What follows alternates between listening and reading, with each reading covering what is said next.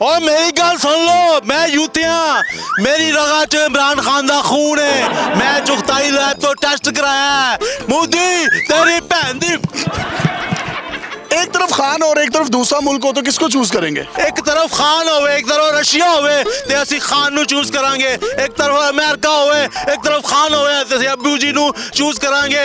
एक तरफ अगर इंडिया होया तो फिर इंडिया दी मां दी। मैं भी यूथिया हूँ, हम सब यूथिये खान की औलाद है। अभी जंग के हालात नहीं है पाकिस्तान के। जिस तरह दुबई के अंदर पाकिस्तान और इंडिया का मैच होता है, इसी तरह ये जंग भी दुबई के अंदर होनी चाहिए। दुबई के अंदर ये जंग होगी ताकि यहाँ पर कोई बम ना गिरे। अगर गिरना है तो दुबई के अंदर गिरे, क्योंकि मार कुटाई सारी न्यूट्रल वेन्यू पर, न्यूट्रल वेन्यू के ऊपर जंग होनी चाहिए। आप क्या कहेंगे इस पे? ओ मोदी तेरी भैन।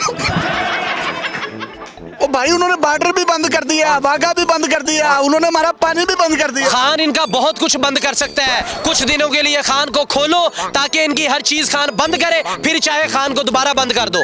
एक बात मैं भी कह रही हूँ, मोदी तेरी तीर। आज के बाद खान को खान नहीं कहना, खान को अब्बू जी कहना है। अब्बू जी कहना है। अब्बू जी कहना है। अब्बू जी कह रहे हैं।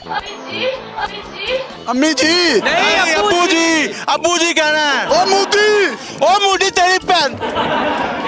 हम जरूर यूथी है, पर जब हमारे मुल्क की तरफ कोई बैली आंख से देखेगा ना, तो फिर हम यूथी है ना ही हम पटवारी है। फिर हम ईंट से ईंट बजा के रख देंगे, चाहे वो मोदी हो, चाहे वो ट्रंप हो, कोई भी हो।